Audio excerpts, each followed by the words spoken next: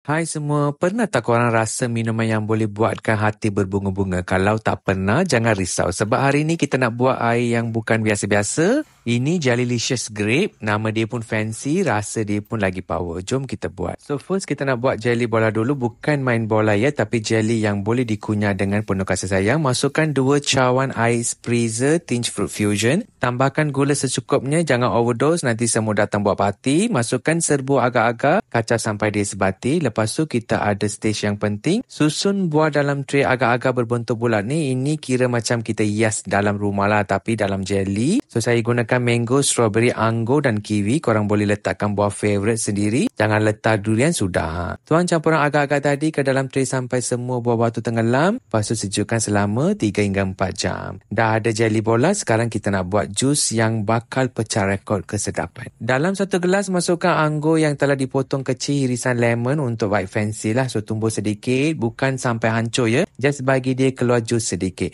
Tambahkan 1 sudu air gula dan 1 sudu cordial blackcurrant. So masukkan sedikit air spritzer Tinge Grape. So tambahkan biji selasih, kacau sebati. Sekarang momen yang paling best. So time untuk letak ais batu penuh-penuh ni, dan masukkan jelly bola yang kita buat tadi. Dan nampak power kan? Tapi tunggu, kita belum siap lagi. So akhir sekali kita tuangkan spritzer Tinge Grape sampai penuh. Kacau slow-slow, tengok warna dia pun berubah jadi masterpiece. Ni dia Jellylicious Grape, minuman yang boleh buatkan korang rasa macam VIP dalam dunia jus. Sedap, confirm, refreshing, tak payah nak tanya. So siapa nak try? Enjoy.